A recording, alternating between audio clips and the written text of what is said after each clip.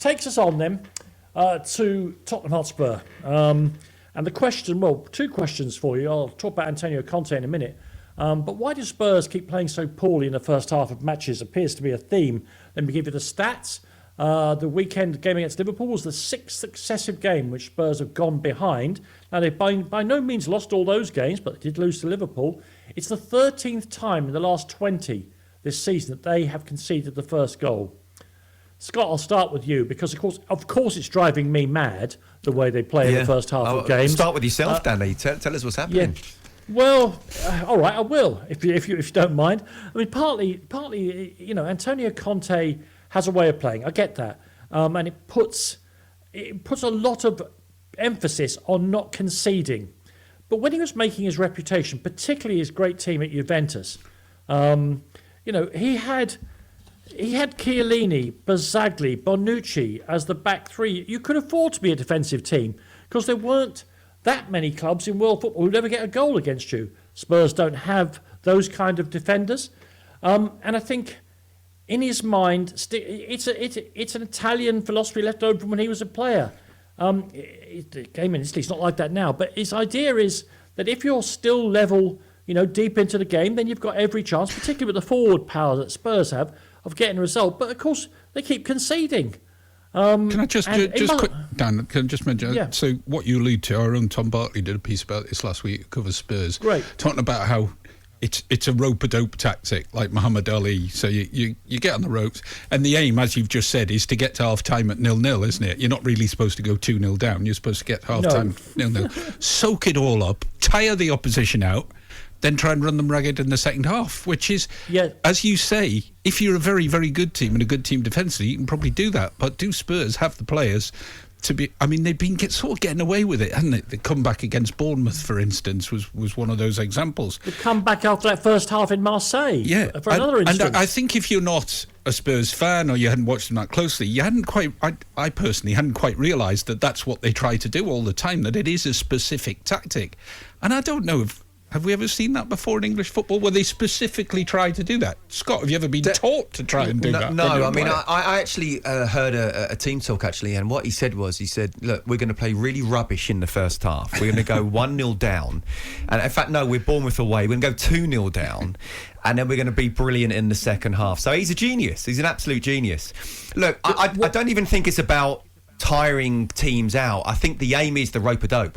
And if they can do it in the first half, then so be it. It just that people do tire in the second half, so therefore there is more openings to do that. But the aim is to kind of, and you hit the nail on the head there, Danny, it's the quality of the defenders. I think it's difficult with the team selection you had yesterday to really criticise. Sure, they had no forward players to choose. It's not, there's plenty of other games you could pick from, as you've mentioned, just a couple there already. I think, first and foremost, that Spurs fans are lucky to have him.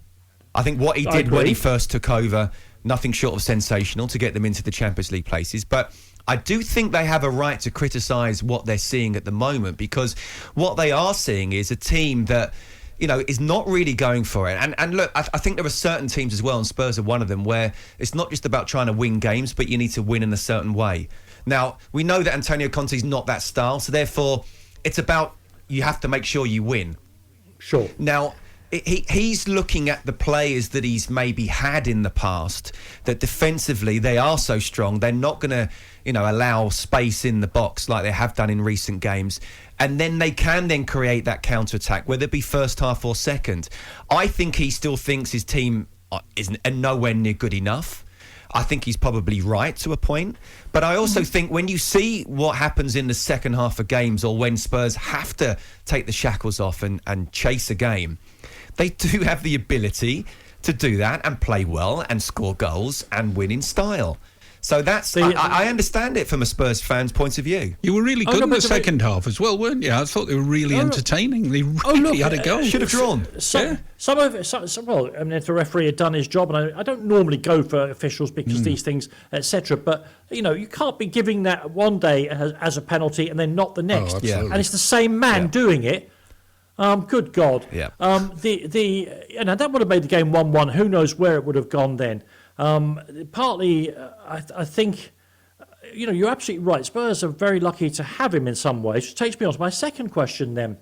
does he need to try and improve his relationship with the Spurs fans? Because after the game, he could barely contain himself about the fact that there were some mumblings when they went in and 2-0 down in a home game, having really not laid a glove on the Oppo.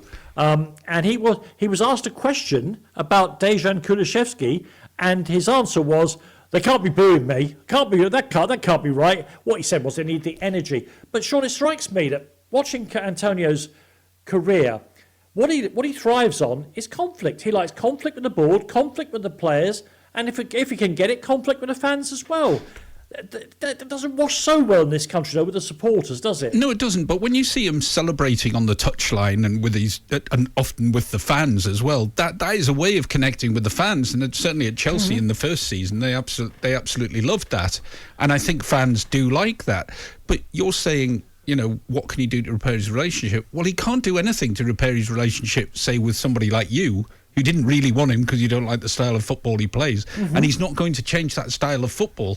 So as Scott says, he can do it slightly by winning, but I'm not even sure that's enough to convince the likes of you that he's the man for He's a for hard man Spurs. to please, Danny, isn't he? He's Clearly. very hard man to please because he didn't have Jose Mourinho either. He didn't like anybody that is manager. You could argue, I'm a very easy man to please because you don't even have to win trophies. All you've got to do is play decent football. Yeah, but do you take my that's not point? Con- That that's the how is opposite he of going Conte. to relate? How is he going to repair or improve this relationship with the fans? If, as you say, this is not the way Spurs fans want him to play football. I don't think it's that bad at this stage. I think, if we're being absolutely honest, if you said, Spurs fans, going into the World Cup in Qatar, you will have qualified for the Champions League and then qualified for the last 16, and you'll be guaranteed to be in the top 4. Spurs fans will say, well, of course, that would be just a great bargain. How we got there is what's been questioned, and how we go on from there, because you can't keep falling behind and conceding daft goals. No, Danny. But I would say is I don't think he wants conflict. I don't think he's necessarily looking for conflict with his own fans. What he wants is his own way. And if he doesn't get his own way, then he'll, have a little bit of a hissy fit. And look, I think the fans at half-time at the Tottenham Hotspur Stadium are quite within their rights to have a go. And I think we live in a world now with social media and today's society that, back in the day, if you were losing 1-0 at home, the fans just wouldn't say anything. Now we live in a world where they will let you know. You've got to deal with that as a player. You've got to deal with that as a manager. That hasn't been good enough in the last half a dozen games, perhaps even more of first half of games for Spurs. But you're absolutely right. At this stage, if someone had said at the start of the season you'd be in the Champions League place and you'd have topped your group, absolutely, all day long. Yep. But you can't keep on going to the well and doing what they're doing in the business end of the season against top-class sides. You won't get away with it. Absolutely fair, if you remember the end of last season, Spurs were running up 4s and 5s continuously.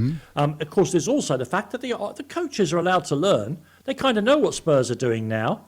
And it's for Antonio and the players, it can't just be the manager, to rise above the fact that people are now more knowledgeable about what Bentancur can do, about what Kulusevski's going to do. And it'll be very interesting, Sean, to your point, to see whether the board, notoriously parsimonious, get their hands in their pockets in January even. I know it's difficult in January, but Paratici is supposed to be this genius operator in the transfer market. We'll see if they can add to the squad.